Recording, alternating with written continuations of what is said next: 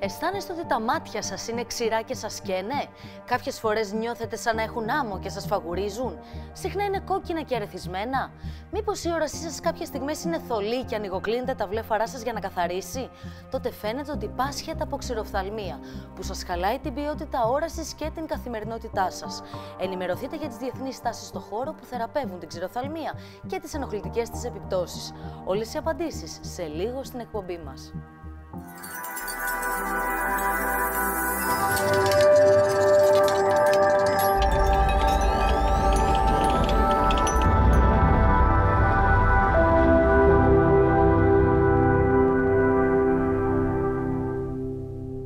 Μάτια κόκκινα και ρεθισμένα, αίσθηση ξηρότητα, στολή όραση, προβλήματα που λίγο πολύ όλοι μας έχουμε αντιμετωπίσει. Ο Δόκτωρ Βασίλης Λιαράκος είναι κοντά μας για να μας βοηθήσει να αντιμετωπίσουμε αυτά τα μικρά θέματα και να βλέπουμε τη ζωή καλύτερα. Καλώς ήρθατε. Καλώς σας βρήκα. Χειρουργός οφθαλμίατρος, διδάκτορ του Πανεπιστημίου Αθηνών, επιμελητής οφθαλμολογικής κλινικής του Ναυτικού Νοσοκομείου Αθηνών και ένας άνθρωπος που πραγματικά αγαπά τη δουλειά του και αγαπά το να κάνει τους ανθρώπους να βλέπουν τη ζωή καλύτερα, σωστά?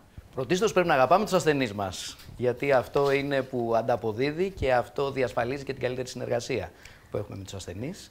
Πρωτίστως να τους αφουγκραστούμε, να καταλάβουμε το πρόβλημά τους και μετά να προσπαθήσουμε να βρούμε λύση. Είναι αλήθεια, γιατρέ, ότι τα μάτια είναι το παράθυρο για να αντιληφθούμε τι συμβαίνει στην υγεία ενός ανθρώπου?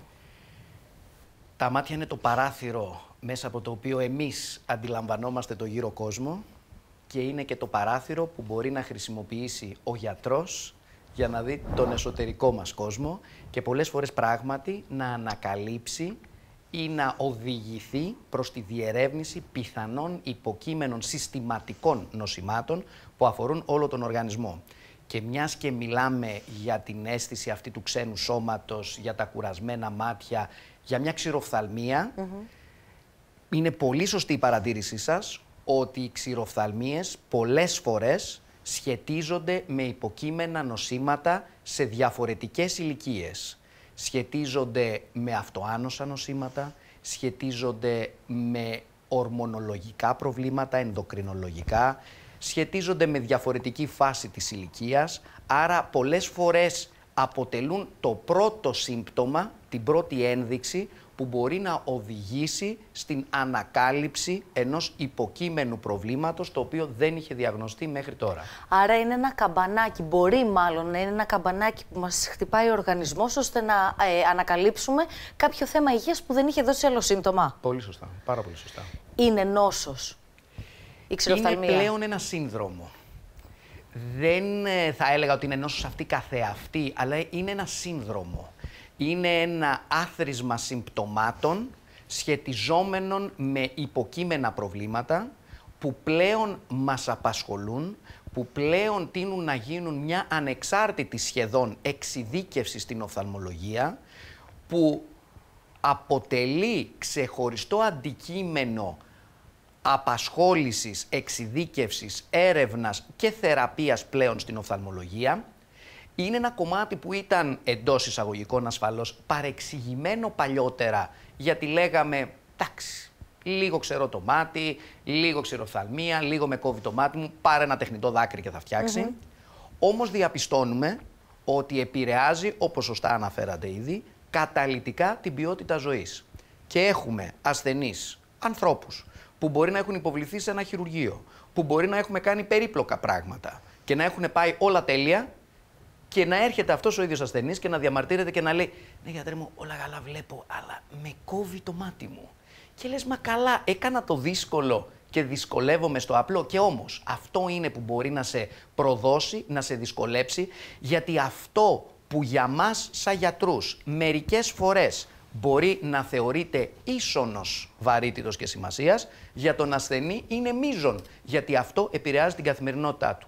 Η ξηροφθαλμία λοιπόν είναι ένα σύνδρομο, αποτελείται από πολλές συνιστώσεις, μπορεί να αποδοθεί σε πολλές διαφορετικές αιτίες, εσωτερικές, ενδογενείς ή εξωτερικές, περιβαλλοντικές, εξωγενείς, εξελίσσεται και μεταβάλλεται, επηρεάζει καταλυτικά την καθημερινότητά μας και τη ζωή μας. Και γι' αυτό πλέον αποτελεί μια ανεξάρτητη οντότητα ενδιαφέροντος της οφθαλμολογίας. Πάμε λίγο πρώτα στα συμπτώματα. Είναι αυτό που λέμε με κόβει το μάτι μου.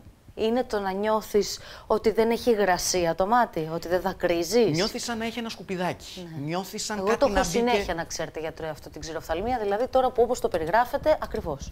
Λοιπόν, αν περιγράψουμε το τι μπορεί να νιώσουμε, θα διαπιστώσουμε πολλοί από εμάς και από τους θεατές μας ότι λίγο ή πολύ το έχουν βιώσει. Ναι. Είναι η αίσθηση ότι κάτι μπήκε στο μάτι μου και μπορεί να μην έχει μπει τίποτα. Ότι έχω ένα σκουπιδάκι. Ότι έχω κάτι καρφωμένο πίσω από το βλέφαρο και με γρατζουνάει. Νιώθω να κόβει το μάτι. Κοκκινίζει το μάτι. Θαμπώνει και ξεθαμπώνει η όραση. Καθώς ανοιγοκλίνω τα βλεφαρά μου, άλλοτε είναι πιο καθαρά και άλλοτε πιο θολά. Όλα αυτά και άλλα συμπτώματα αποτελούν ενδείξεις ξηροφθαλμίας. Που τι είναι? Είναι η διαταραχή της οφθαλμικής επιφάνειας. Και αυτός είναι ο πιο σωστός όρος. Γιατί μπορεί να μην είναι ξηρό το μάτι, αλλά κάτι έχει αλλάξει στην επιφάνειά του. Και η επιφάνειά του καλύπτεται από ένα φυσικό στρώμα δακρύων. Που χρειάζεται για πάρα πολλούς λόγους. Για να τρέφεται, για να προστατεύεται, για πάρα πολλούς λόγους.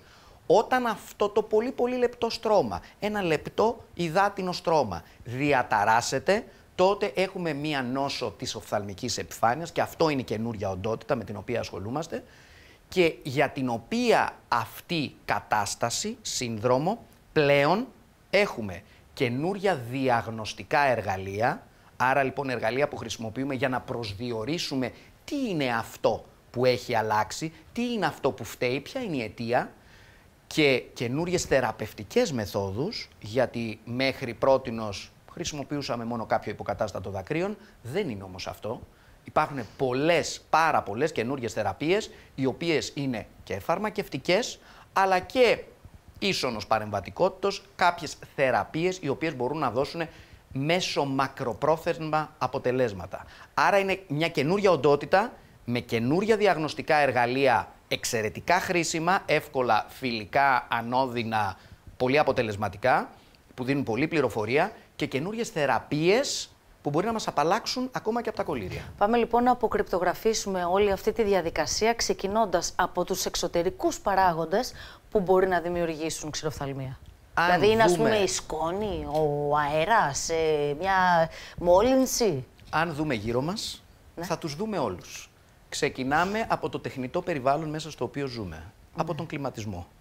Προχωράμε στην διαταραχή της ποιότητας του αέρα. Δεν λέω μόλυνση, δεν είναι υποχρεωτικό να είναι μόλυνση. Μπορεί να είναι σωματίδια τα οποία αιωρούνται, οτιδήποτε. Προχωράμε στον τεχνητό φωτισμό, τον οποίο έχουμε και με τον οποίο δεν είναι συνηθισμένο το μάτι μας.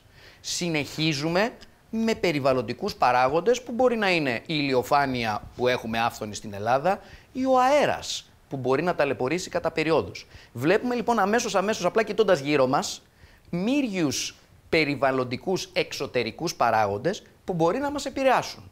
Προχωράμε σε ασθένειες και παθήσεις. Εδώ είναι τώρα το θέμα. Ποιες είναι οι ασθένειες που μπορεί να δημιουργήσουν ξηροφθαλμία? Γιατί εμένα δεν πάει το μυαλό μου κάπου, να σου πω την αλήθεια. Από νέους ανθρώπους που βλέπουμε συχνά και που μπορεί να υποκρύπτεται μία θηροειδοπάθεια η οποία δεν έχει διαγνωστεί και αφορά πιο νέους ανθρώπους, από ρευματικά και αυτοάνωσα νοσήματα. Κάνουν ξηροφθαλμία τα αυτοάνωσα. Είναι κλασικό σύμπτωμα, ένα από τα πρώτα συμπτώματα και μάλιστα και για τους συναδέλφους ρευματολόγους, είναι από τα κριτήρια σταδιοποίησης και είτε διαγνωστικά είτε σταδιοποίησης της βαρύτητος ενός ρευματικού αυτοάνωσου νοσήματος.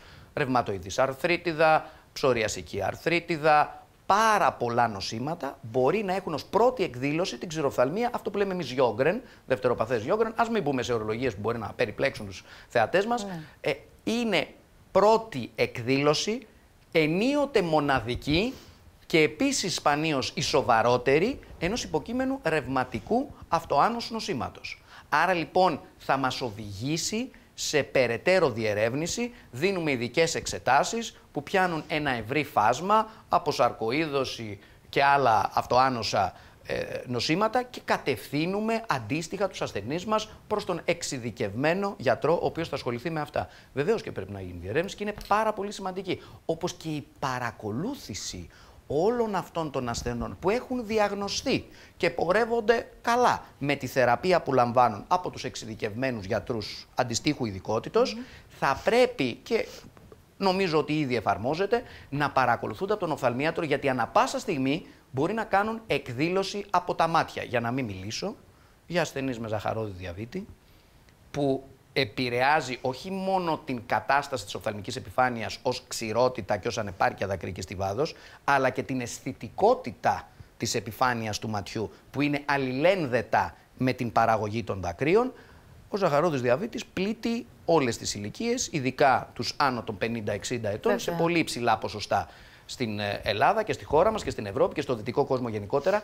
Όλοι αυτοί χρειάζονται, είναι στα πρωτόκολλα παρακολούθησης της αντιστοίχου ειδικότητος, το να έχουν μια οφθαλμολογική εκτίμηση και αξιολόγηση με αντικειμενικές πλέον μεθόδους και όχι υποκειμενικές, με αντικειμενικές, με σύγχρονη τεχνολογία της ανεπάρκειας ή διαταραχής της οφθαλμικής επιφάνειας. Ψυχολογικοί παράγοντες τώρα. Ποιος δεν έχει άγχος, ποιος δεν έχει, αρκετοί μάλλον έχουν κάποια διαταραχή άγχους διαγνωσμένη.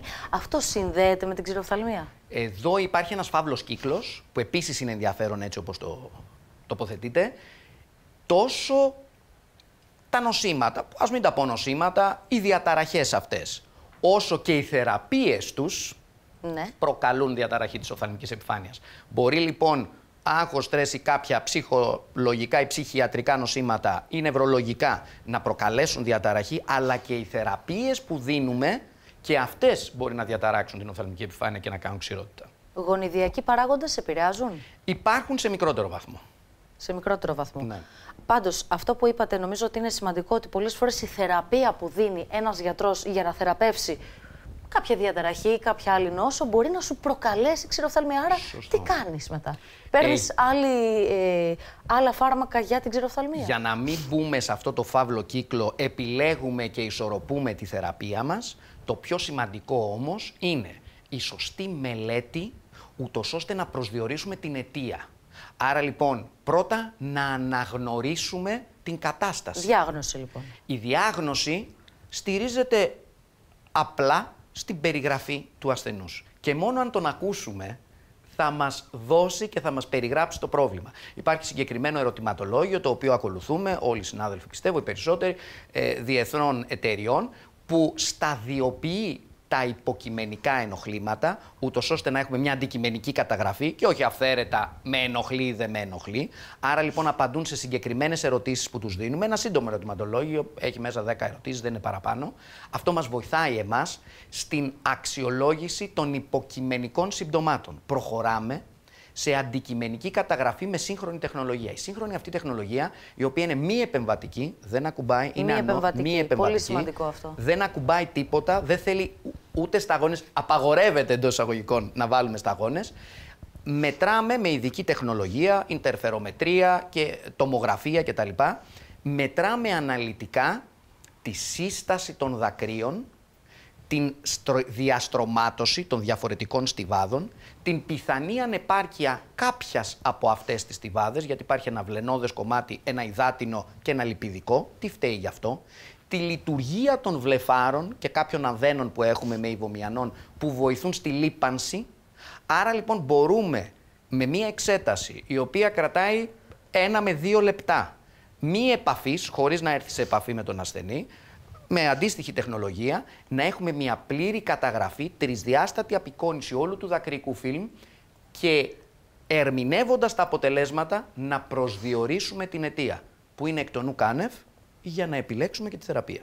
Κύριε Λιαράκο, θα ήθελα να μας εξηγήσετε βήμα-βήμα όλη τη θεραπευτική διαδικασία, να ξέρουμε όλες τις θεραπευτικές επιλογές, ώστε να έρθουμε ακόμα πιο εύκολα στο ιατρείο σας.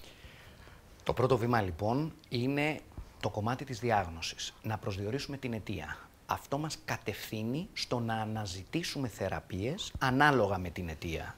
Υπάρχουν λοιπόν, πέραν των ποικίλων σκευασμάτων που χρησιμοποιούμε και που ολοένα αυξάνονται και εξελίσσονται, τόσο καινούρια φάρμακα που βοηθούν στην παραγωγή αυτή καθεαυτή των δακρύων ή την ρύθμιση του κομματιού που έχει διαταραχθεί, όσο και κάποιες μη επεμβατικές μέθοδοι που μπορεί να βοηθήσουν με απλή εφαρμογή, η οποία χρειάζεται μία επανάληψη, να βοηθήσουν στην βελτίωση της ποιότητας των δακρύων.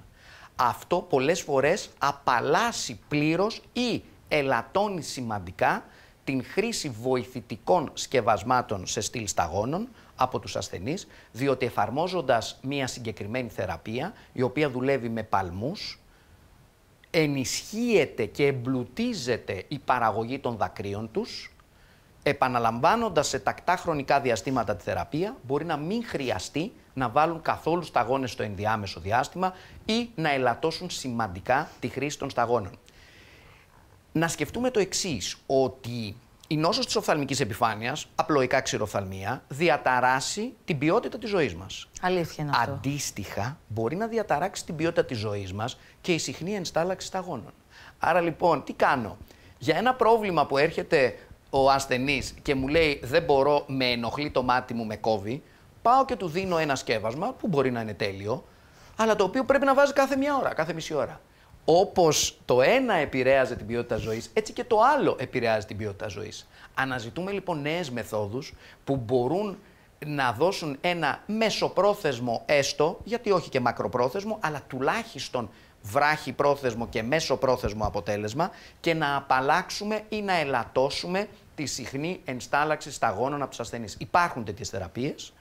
Είναι εύκολα εφαρμόσιμες, είναι μη επεμβατικές, είναι αρκετά φιλικές στον ασθενή, χρειάζεται επανάληψη, γιατί αυτή η ενίσχυση, η πυροδότηση της παραγωγής των δακρύων και η βελτίωση της οφθαλμικής επιφάνειας έχει και μια ημερομηνία λήξης, οπότε χρειάζεται μια ανανέωση, όμως είναι κάτι φιλικό σαν διαδικασία, γίνεται με μια εύκολη εφαρμογή μιας μάσκας, να το πω απλοϊκά, η οποία επαναλαμβάνεται, αλλά πέραν των ολίγων λεπτών εφαρμογής αυτής της θεραπείας δεν δεσμεύεται ο ασθενής με πολύ συχνή ενστάλλαξη κολληρίων. Άρα πετυχαίνουμε το στόχο που είναι αφενός η αντιμετώπιση του αιτίου, αφετέρου η βελτίωση της ποιότητας ζωής, απαλλάσσοντας από την πολύ συχνή ενστάλλαξη σταγόνων. Πάμε λίγο στα μέτρα πρόληψης. Πώς μπορούμε να προλάβουμε το να μην πάθουμε ξηροφθαλμία? Μπορούμε να ρυθμίσουμε όσο είναι εφικτό αυτό το περιβάλλον στο οποίο ζούμε, ρυθμίζοντας επί παραδείγματι την υγρασία της ατμόσφαιρας. Άρα ξέρουμε ότι ο κλιματισμός προκαλεί αφύγρανση, άρα βάζουμε έναν υγραντήρα επί παραδείγματι και μετράμε την υγρασία της ατμόσφαιρας. Αερίζουμε το χώρο στον οποίο βρισκόμαστε, αν είναι κλειστός ο χώρος. Προστατεύουμε τα μάτια μας από εξωτερικούς ρήπους και σκόνες. Δουλεύουμε στην οθόνη του υπολογιστή. Εφαρμόζουμε το μέτρο των 40 που λέγαμε, να τοποθετούμε την οθόνη τουλάχιστον στα 40 εκατοστά και κάθε 40 λεπτά να κάνουμε ένα διάλειμμα για 40 δευτερόλεπτα και αυτό βοηθάει. Απλά μια τροποποίηση και προσαρμογή της καθημερινότητάς μας μπορεί σε ένα βαθμό να αμβλύνει την ένταση των συμπτωμάτων. Δυστυχώς δεν τα εξαλείφει. Πολλό δε μάλλον εάν διαλάθει της προσοχής μας ένα υποκείμενο νόσημα. Έτσι, αυτό είναι ένα άλλο κομμάτι. Άρα λοιπόν στην καθημερινότητά μας αυτά τα μέτρα που ανέφερα μπορούν να μας βοηθήσουν. Θεραπευτικά έχουμε στη φαρέτρα μας θεραπείες που μπορούν να δώσουν ένα βραχυπρόθεσμο ή μεσοπρόθεσμο αποτέλεσμα χωρίς να χρειάζεται να στάζουμε συνέχεια σταγόνες. Βγαίνουν καινούρια φάρμακα τα οποία έχουν πιο αραιή χορήγηση, δεν χρειάζεται δηλαδή κάθε λίγο, αλλά μπορείς με 2 ή 3 εφαρμογές την ημέρα αυτό να μας βοηθήσει. Και κυρίως οι θεραπείες οι μη επεμβατικές, εύκολες, φιλικές, άνετες για τον ασθενή, που με μία απλή εφαρμογή και σωστή τακτική επανάληψη δίνουν ένα αποτέλεσμα που ανακουφίζει και βελτιώνει όχι απλά την ποιότητα ζωής, αλλά και την ποιότητα της όρασης. Ξηροφθαλμία εκτός από τους ενήλικες, προφανώς παθαίνουν και τα παιδιά. Τι πρέπει να προσέξουμε στα παιδάκια? Στα παιδιά περισσότερο είναι η παρατεταμένη έκθεση σε οθόνες, που ισχύει ότι κάνει μια διαταραχή της οφθαλμικής επιφάνειας και μολονότι οι πιο νέοι άνθρωποι έχουν περισσότερες εφεδρίες και καλύτερη δυναμική, ακόμα και αυτοί πλήττονται από αυτό.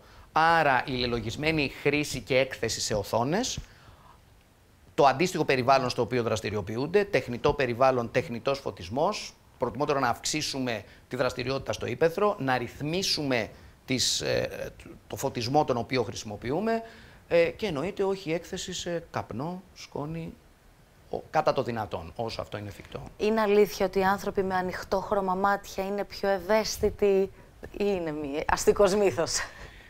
Κοιτάξτε, είναι λίγο απλοϊκό να το πούμε αυτό. Οι αρχαίοι Έλληνες θεωρούσαν τα πιο ανοιχτόχρωμα μάτια ότι πάσχουν. Δεν ισχύει βεβαίως αυτό, εννοείται. Δεν είναι όμορφα τα ανοιχτόχρωμα μάτια πάντα, αλλά έχουν μεγαλύτερη ευαισθησία σε ορισμένες περιπτώσεις. Θα το συνοψίσω σε κάτι πολύ απλό, το οποίο αντιλαμβάνεται ο καθένας, ότι έχουν μεγαλύτερη φωτοευαισθησία, διότι το ανοιχτόχρωμο μάτι σημαίνει ότι έχει λιγότερη χρωστική στην ήριδα, η οποία χρωστική τι είναι? Ένα διάφραγμα το οποίο παρεμποδίζει το βομβαρδισμό του εσωτερικού του ματιού, που εκεί είναι ο αισθητήρας με τον οποίο βλέπουμε, το βομβαρδισμό από το ηλιακό φως. Άρα λοιπόν αυτό που παρεμβαίνει ως διάφραγμα είναι το χρώμα της ήριδος. Ένα πιο ανοιχτόχρωμο μάτι έχει μεγαλύτερη φωτοευαισθησία, διότι περισσότερο φως βομβαρδίζει το εσωτερικό του ματιού. Αυτό είναι μια κατάσταση πολύ συνήθις και την οποία αντιμετωπίζουμε. Μπορεί να συσχετίζονται με αυξημένη πιθανότητα εμφάνισης κάποιων άλλων προβλημάτων, αλλά αυτό δεν είναι κάτι τόσο σημαντικό. Θα θέλαμε να περάσουμε και σε ένα άλλο θέμα. Και εκεί έχουμε αρκετά ερωτήματα. Και λέγεται γλαύκομα. Είναι το γλαύκομα μία πάθηση η οποία μπορεί να προκαλέσει σοβαρές βλάβες? Το γλαύκομα μπορούμε να το δέσουμε πολύ ωραία με την κουβέντα που κάνουμε μέχρι τώρα, διότι δυστυχώς, αναπόφευκτα ίσως, αρκετά από τα σκευάσματα, τα θεραπευτικά, τα οποία χρησιμοποιούμε για την προστασία από το γλαύκομα, την αντιμετώπιση και διαχείριση του γλαυκόματος, γιατί θεραπεία δεν υπάρχει. Δεν υπάρχει θεραπεία. Όχι. Με την ακριβή έννοια του όρου όχι. Υπάρχει διαχείριση όμως, αντιμετώπιση του γλαυκόματος, επιτυχής βεβαίως. Πολλά από αυτά τα σκευάσματα προκαλούν ξηροφθαλμία. Άρα λοιπόν η νόσος της οφθαλμικής επιφάνειας μπορεί να προκληθεί και φαρμακευτικά, όπως αναφέραμε και νωρίτερα, με φάρμακα που μπορεί να είναι νευρολογικά ή ψυχιατρικά.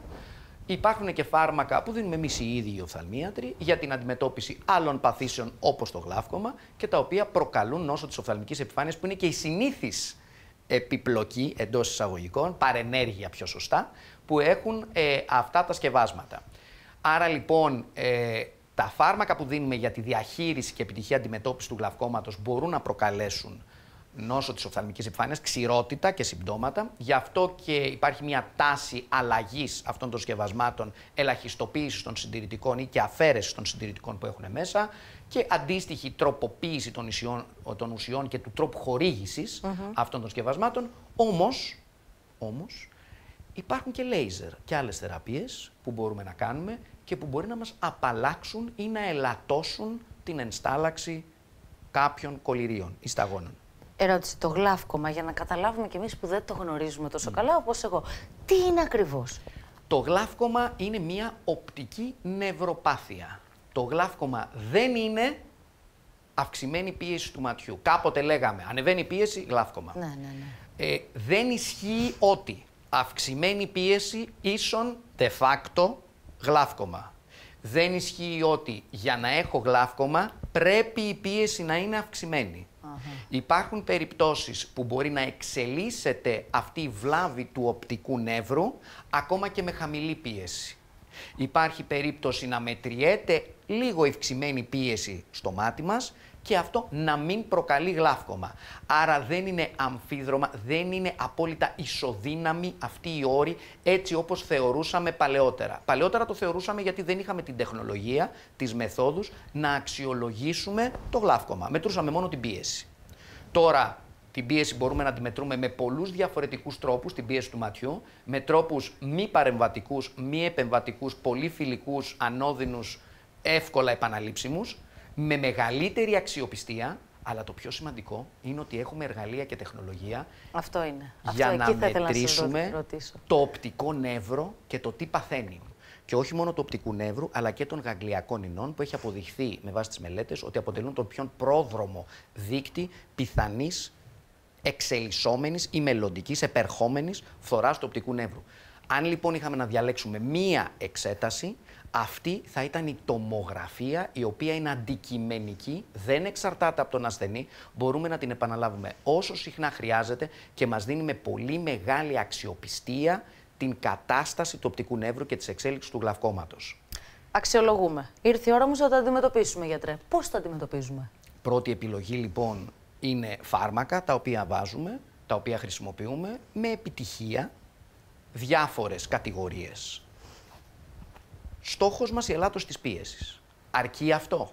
Τι γίνεται όταν παρά την χορήγηση αυτών των φαρμάκων, αυτών των σκευασμάτων, η πίεση είναι χαμηλή και παρά τη χαμηλή πίεση εξακολουθεί να εξελίσσεται το γλαύκωμα? Καινούριες θεραπείες που παίρνουμε από το στόμα, που περιέχουν νευροπροστατευτικούς παράγοντες, που προστατεύουν, ενισχύουν, δυναμώνουν το οπτικό νεύρο και επιβραδύνουν σημαντικά την μελλοντική φθορά του. Τι γίνεται εάν τα σκευάσματα αυτά δεν μπαίνουν σωστά? Τι γίνεται αν έχουν κάποιες παρενέργειες ή ανεπιθύμητες ενέργειες? Έχει αποδειχθεί ότι σε ένα 50 με 80% των ασθενών δεν υπάρχει συμμόρφωση ως προς τη θεραπεία. Γιατί δεν υπάρχει συμμόρφωση?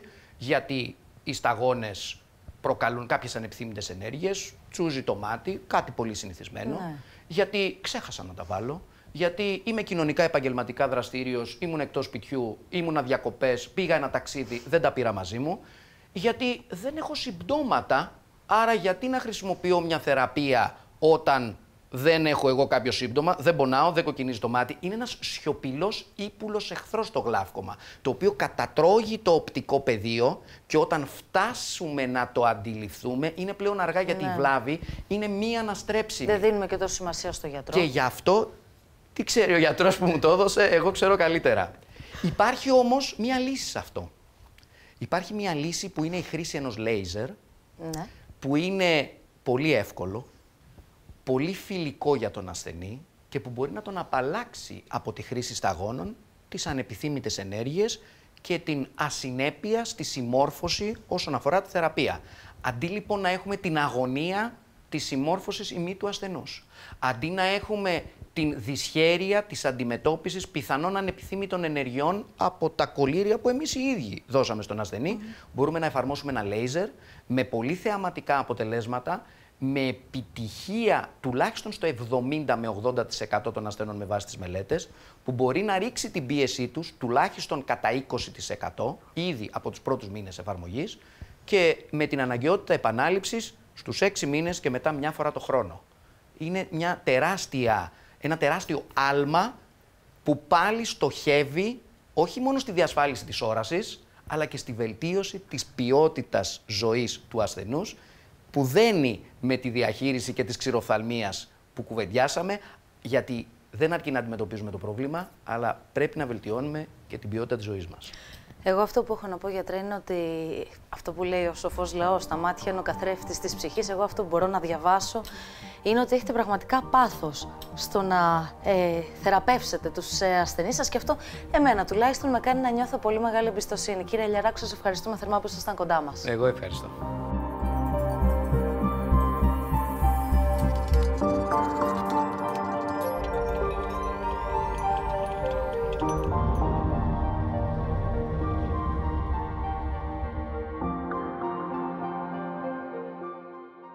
Η ξηροφθαλμία αποτελεί μία νόσο της οφθαλμικής επιφάνειας. Περιβαλλοντικοί παράγοντες όπως η ρύπανση, η ξηρή ατμόσφαιρα και η σκόνη, αλλά και ο τεχνητός φωτισμός, κάποιες ορμονικές αλλαγές, οι αλλεργίες ματιών για κάποια φάρμακα αποτελούν αιτίες εμφάνισης της ξηροφθαλμίας. Στην Ελλάδα διατίθεται η τελευταίας γενιάς τεχνολογία για τη διάγνωση αλλά και τη θεραπεία της.